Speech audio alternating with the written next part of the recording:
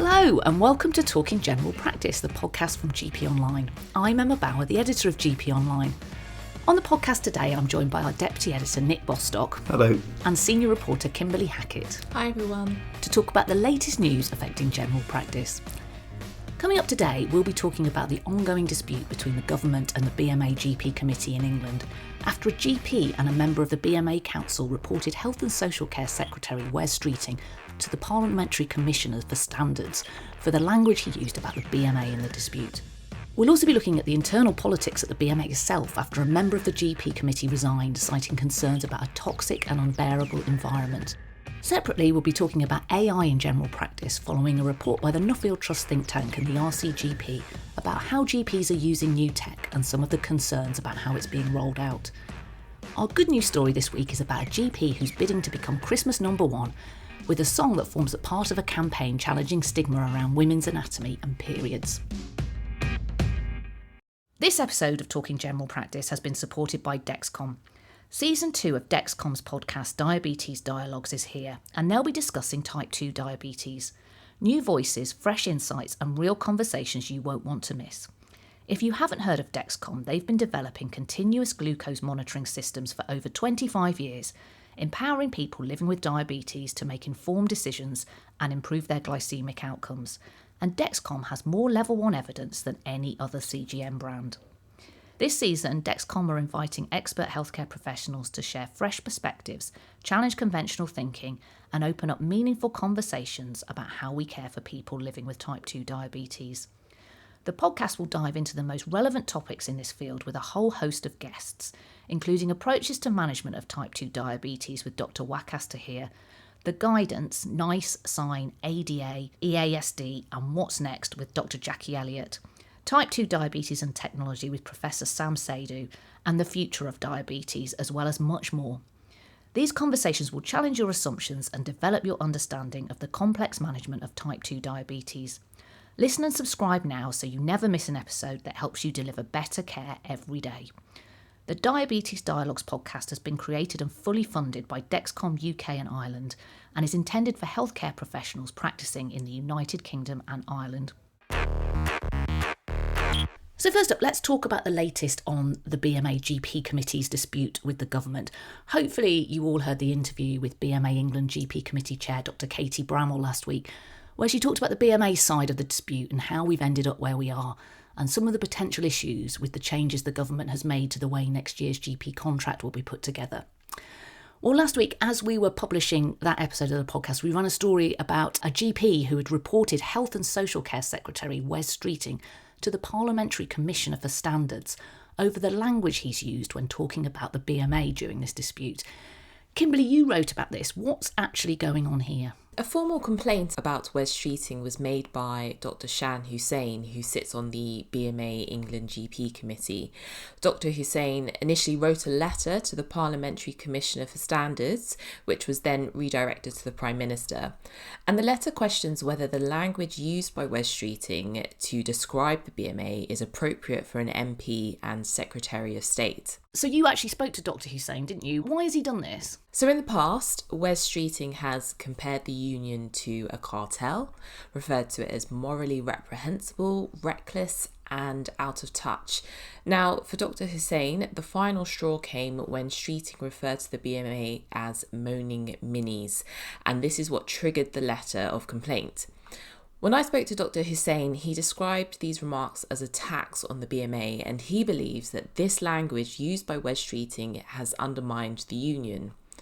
We know that in the letter Streeting sent to GPs, he accused the BMA GP committee of deeply unprofessional behaviour, and in that letter he said that serious relationships with the government demand a certain level of mutual respect and professionalism. And it's this line that has really stuck with Dr. Hussain. In his view, it's astonishing that Streeting would say that, but then refer to the BMA as, for example, juvenile delinquents. Dr. Hussain's letter of complaint called for an investigation into whether Streeting is in breach of the Code of Conduct for MPs, which is a document that sets out expected standards of behaviour for MPs. Now, if a breach is found, then Dr. Hussain wants the Health Secretary to publicly retract or make an apology over the statements he has made about the BMA.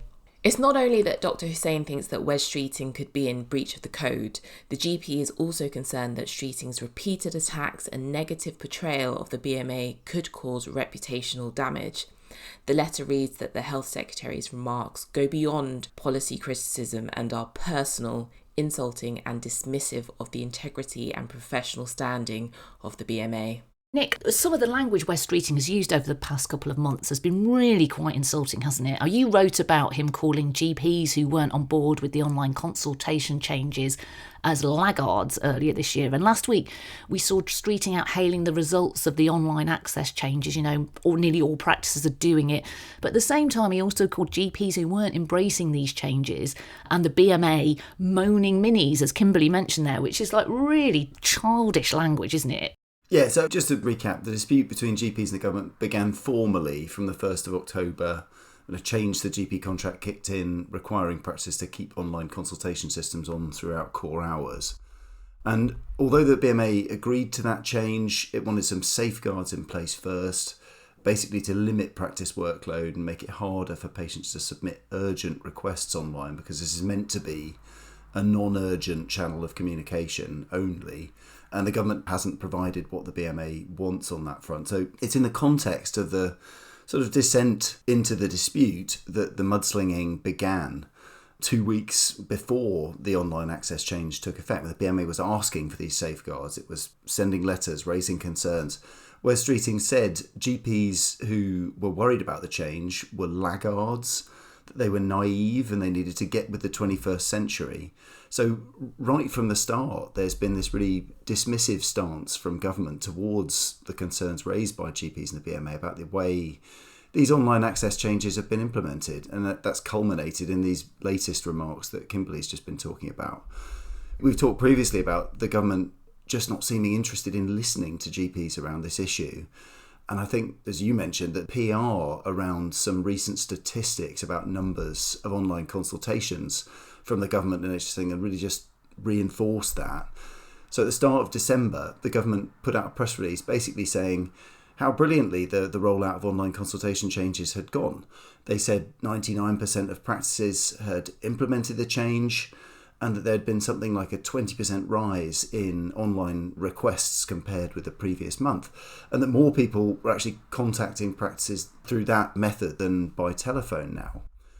But the press release just completely ignored the fact that GPs are in dispute with the government over the way this change has been implemented, and it made no mention whatsoever of BMA data from 1,300 GP practices across the country, which shows many have had to cut face-to-face appointments to cover the workload involved with online consultations, and that most practices say the change has actually had a negative impact on patient care.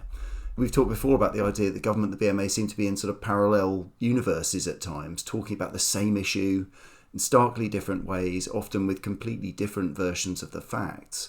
And that's obviously, a really difficult place to be in at a time when these two sides should be round a table talking about changes to the GP contract, not just for next year, but over the rest of the Parliament. Definitely. Kimberly, Dr. Hussain's had quite a lot of support for his decision to report Mr. Streeting, hasn't he? He has. So first of all, he received a lot of supportive messages on LinkedIn and Facebook. And then the Doctors Association UK announced that it was also backing the complaint. And they went as far as saying that the Health Secretary's attacks on the BMA are also attacks on its membership of doctors.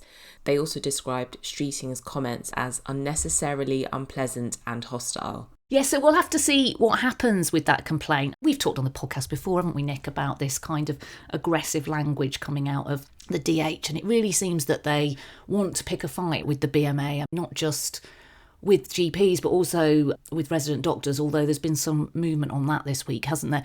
But obviously, the BMA GP committee hasn't said anything about this complaint itself. People who listened to last week's podcast interview with Katie Bramwell will have heard at the moment that her priority is to try and get round the table with the government to talk through the findings of that recent poll that Nick mentioned about what the profession thinks about these online access changes and work out a way of making sure that these changes are safe for patient and practices. At the minute, there's no sign that the government is prepared to make any changes to this policy at all. Nick, we know the government has started the process of looking at next year's GP contract. There'll be a different approach to that this year, which we've talked about on the podcast before, and Dr. Bramwell also talked last week about what this could all mean. Do we have any more information on how that's going to work? As you said, the approach is different this year, and that's the case because of the breakdown in the relationship between the BMA and the government. The government always consults with organisations other than the BMA when it's working out what it wants from the next GP contract deal, so that's not unusual. But the sense is that this time, rather than having sort of extensive multiple meetings with the BMA GP leadership and actually negotiating a contract, this time the BMA is just going to be one of many different organisations that the government speaks to as it works out what it's going to put in that contract. We know the RCGP, the Institute for General Practice Management, the National Association of Primary Care, the Patient Group, National Voices, all of those have been approached for input. And my understanding is they're currently all consulting internally to try and work out what it is that they want to feed into the contract process. Some probably care more than others about whether they're treading on the BMA's toes, but all of them have to some extent expressed views on things that they might like to see in a GP contract, and we've had a bit of a look at that on the website. I think one point that's interesting from this, we've talked about whether the government is listening to GPs around the issue at the root of the current dispute. And I think it's worth wondering how much the government will be listening to any of these organisations too, particularly because many of them share the same ideas and concerns that the BMA has around the GP contract. We've talked about the prospect that because there's no meaningful negotiation this year between the BMA GP committee and the government over what might be in next year's contract, it seems almost nailed on that the contract will be imposed rather than agreed. The BMA has suggested that part of the government's motivation for bringing these other organisations into the tent could be to push back on that issue. Might the government claim that it hasn't really imposed a contract because it consulted with all these different organisations, many of which are, include GPs or they're GP adjacent? I guess the question is whether this consultation process then is just a fig leaf, and whether the government will just go ahead and do whatever it wants with the contract. Perhaps some shift towards neighbourhoods, for example, as Dr. Bramwell mentioned when you spoke to her last week, irrespective of what organisations that it consults might have to say. And I'm sure that's something some of them might be considering too as they think about what they're going to feed into the contract consultation. It'll be really interesting to see what comes out of this process, won't it? We've got the dispute with the government going on, but there's also some big challenges internally at the BMA as well. There is clearly some discontent within the GP committee itself about the way the dispute is being handled and the approach to contract negotiations. Kimberly, you wrote about this last week as well, and we've seen a member of the committee publicly resign over all this. What's exactly going on with that? So Dr. Ivan Camphor resigned from his position representing Cheshire and Mid Mersey on the GP committee, as well as his BMA membership. His resignation was sent to the GPC chair, Dr. Katie Bramwell, but he also decided to share it with the entire committee so that everyone was aware of his reasons for stepping down. We've seen that letter and you spoke to him as well about all of this. What did he have to say about why he'd stood down? So we know that the BMA has re-entered into a dispute with the government over online consultations and what was and wasn't agreed on under the 25-26 contract negotiations. The BMA says the government has reneged on its promise to put safeguards in place before online consultations had to be kept on during core hours, but the government has rejected the claim that it has broken any promise. Now, Dr. Camphor told me that in recent months, he and others have asked the GPC executive lots of questions about the contract negotiations. He claims that whenever questions were asked on WhatsApp groups, for example, he and others got shut down by the executive team. He also claims that he and other members of the GPC have been bullied, intimidated, and talked down to by the executive team and their colleagues. He then went on to describe the GPC environment as toxic and unbearable and claimed that if you disagree with the executive team, you are ostracised. In his resignation letter, he referred to a formal complaint being made against him under the BMA's resolution process. He told me that he believes this was being used to have him removed from the committee because of the number of questions he was asking regarding the contract negotiations. Now, he isn't the only person who has issues with the GPC. From speaking to others, I've heard that up to a third of GPC members are in the disgruntled camp. However, Dr. Bramwell has taken to social media and said that internal critics were in a profound minority. It's important to point out here that we haven't had a response directly about this resignation from the GP committee and from Dr. Bramall. And obviously, when I spoke to her last week, this had not happened. But on that podcast last week, she did talk about the fact that she felt in the committee the people who were maybe not so happy with her leadership were in the minority. So I think it's important to stress that. But Kimberly, one of the points Dr. Campbell raised was about the fact that the BMA is not going to ballot on industrial action right away, despite the overwhelming votes in favour of this at the recent LMC's conference. He had a particular problem with that, didn't he? He said that there was a clear mandate from the recent England LMC conference to begin preparations for a ballot of the profession. For him, the fact that this hasn't begun has left him with a lack of confidence in the GPC.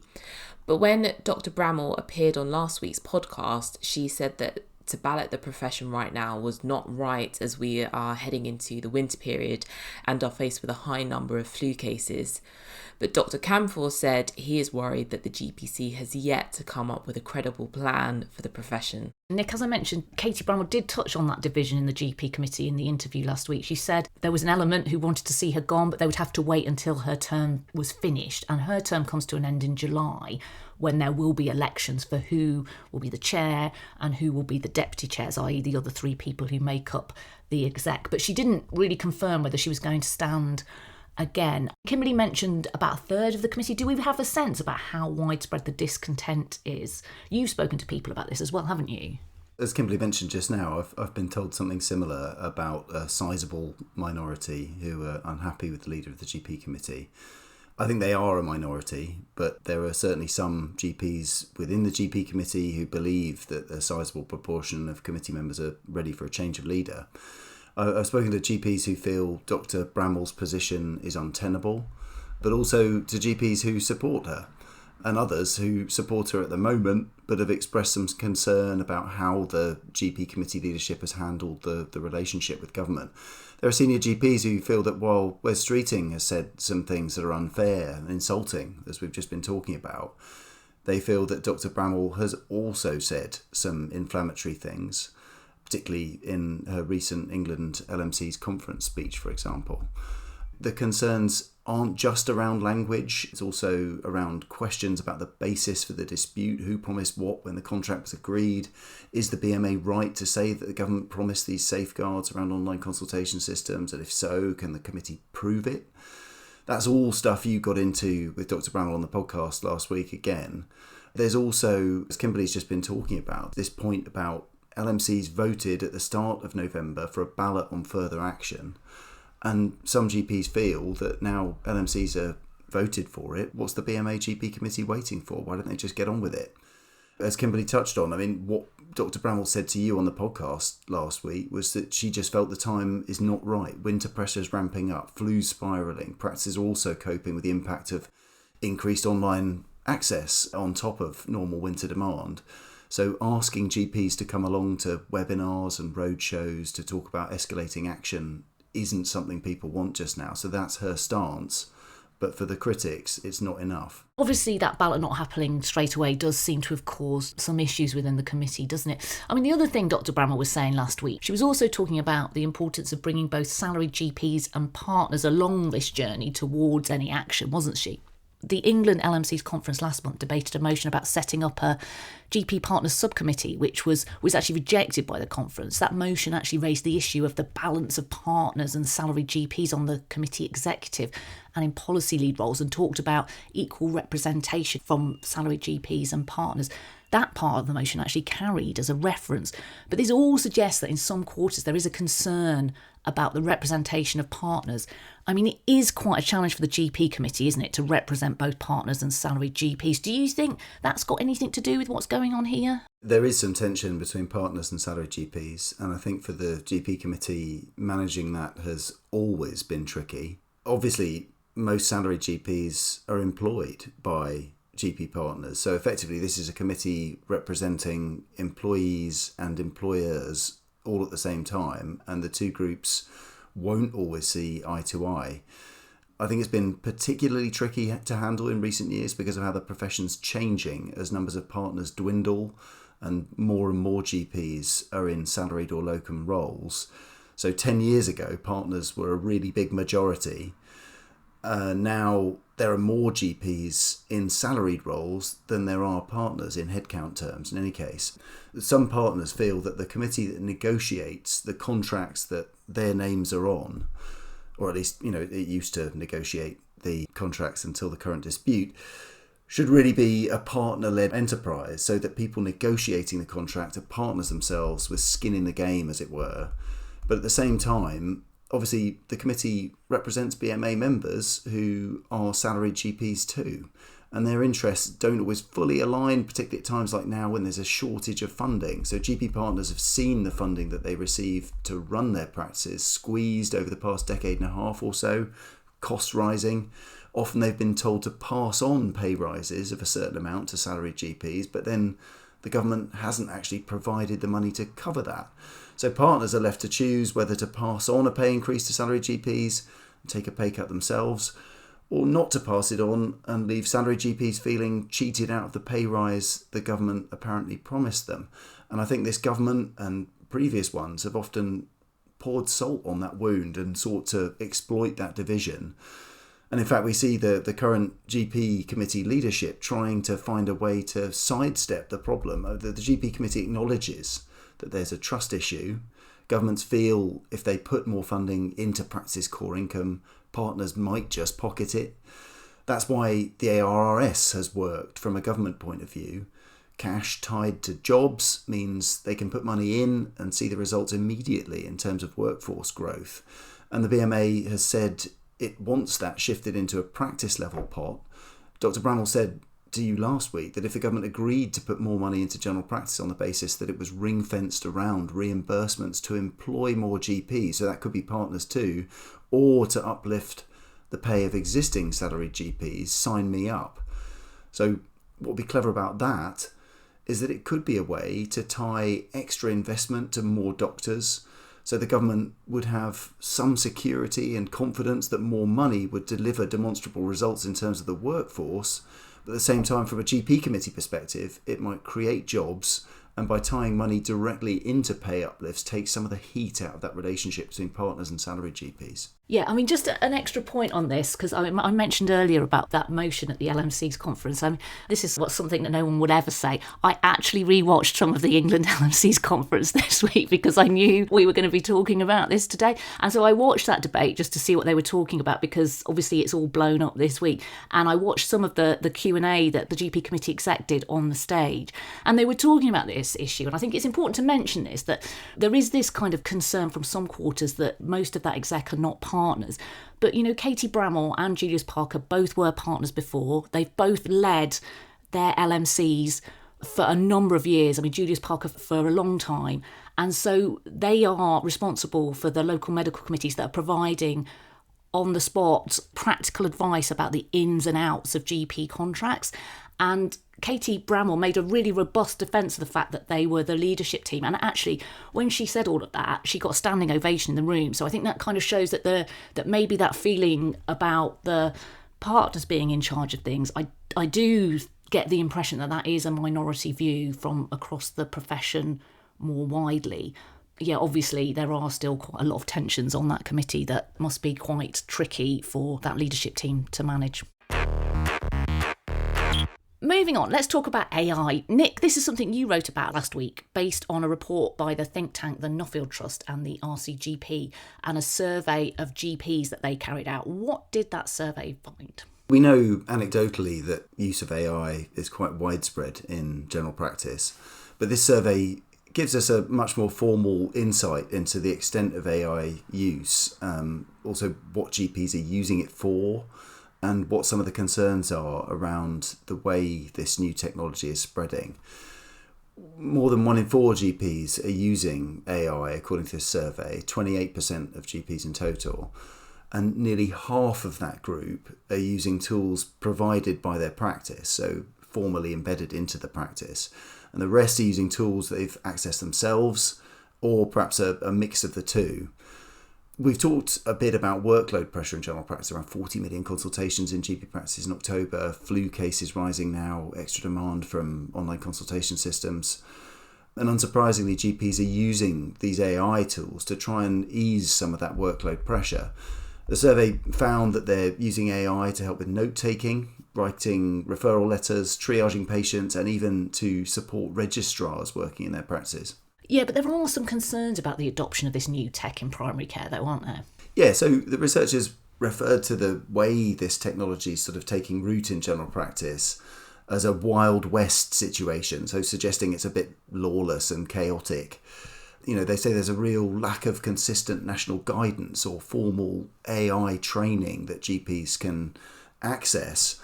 And that means that GPs choosing which tools to use, what to use them for, basically having to work it out for themselves rather than adopting tried and tested solutions that have been approved by the NHS, for example. So clearly part of the problem here is just the speed of change, the pace at which these tools have become available. And that's mixed at the same time with the real need that GPs have for solutions to heavy workload. But this research found that in the absence of clear guidance and training, there could be some concerns for patient safety and a risk of deepening health inequality as well. The government is really pinning its hopes on new technology and AI to help boost productivity, across the NHS. The idea being that the health service will be able to get more done with only having small budget increases in the next couple of years. But the Nuffield Trust and the RCGP are saying that it's essential to have clear evidence-based guidance when rolling out this tech, aren't they? The government's 10-year health plan said AI scribes, digital triage and changes to patient records would end the need for tasks like clinical note-taking, letter drafting and manual data entry. Those are some of the things many GPs are using AI for support with now. But the report says policymakers now need to establish evidence-based national guidance on AI tools and get on top of issues like clarifying the position around professional liability and safe AI use. And they also want to see comprehensive and structured training and education programs, and for the government to develop some realistic aims for AI use around research. I think one other interesting point in all this is around how the potential workload benefits that AI can bring will translate into capacity in general practice. The 10-year health plan said that saving just 90 seconds on each appointment would generate over 2,000 full-time equivalent worth of GP capacity. So the government sees AI as a chance to squeeze more appointments out of GPs, potentially, speed up appointments. But one of the researchers behind this analysis of AI, a GP called Dr. Bex Fisher, suggested in a piece that she wrote for GP Online that GPs may see it not as a chance to squeeze in more appointments, but as a chance to get their workload back to a manageable level and make the job more enjoyable, to shift that time saved through AI to interacting more with patients in each consultation, potentially get to a point where they actually go home on time. So this split between a government that wants AI to have a measurable impact on numbers of appointments on the one hand, and GPs who would like it to have an impact on their burnout risk and job satisfaction, which may not be so easy to count, that's likely to play out over the coming years. It's really interesting, isn't it? Because I think we talked on the podcast before about the medium-term planning guidance for the NHS, and that also brings all this stuff up again. One of the things it says in that, which is going to be a priority over the next 3 years, is rolling out AI scribes to general practice. That's one of the things that ICBs will be charged with supporting. But in that guidance, much like in the 10-year plan, it says that the freed up time, the time that's freed up by use of these scribes, should be used to deliver more appointments. So I think there's a real gulf, like you said there, between what the government wants this tech to do and what it will actually be able to do in the real world. I spoke to a GP at a practice recently, which is spending a lot of money on this new technology. They've got AI scribes, about to roll out AI receptionists. And I asked them about this point about seeing more patients. And he said the reason they're spending money on this technology is not to deliver more appointments, but much like you said there, to make the jobs more doable for GPs and receptionists. So, ultimately they hope this will mean that those staff will stay in their jobs for longer, so they won't have to rehire new receptionists, or the GPs won't cut back on sessions. So it's not about getting more people through the front door. But again, I think that some of this comes back to the government's fixation with access, doesn't it? And the front door of the NHS. Interestingly, talking about AI, next week's podcast is an interview with Dr. Vish Ratnasuriya, who is the chair of Our Health Partnership, which is one of England's super partnerships. But he's also been recently appointed to the government's commission on the regulation of AI in healthcare. So we talk about some of these issues about rolling out this new technology in general practice and the government's vision of the role AI is going to play in the future. So keep an eye out for that next week.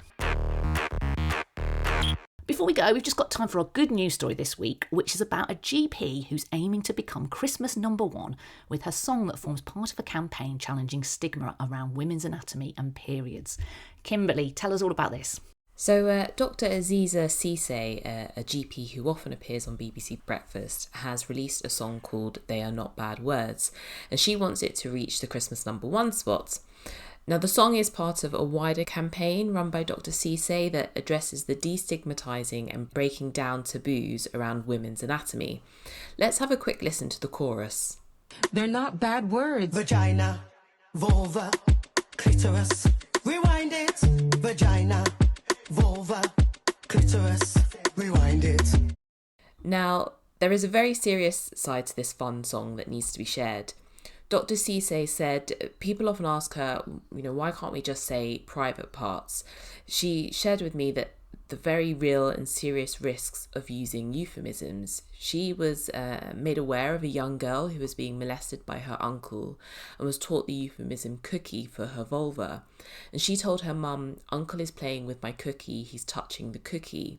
It took a long time for the mum to work out what was going on. But of course, if the child was given the tools to use the correct language, something would have been done immediately.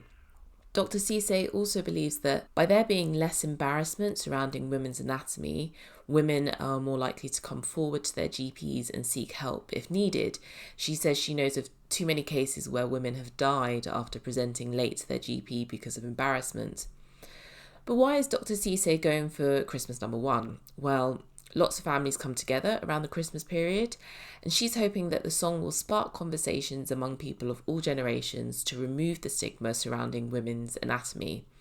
Proceeds from the song will go to the charity Keep It Facts that helps girls in Sierra Leone make sanitary products.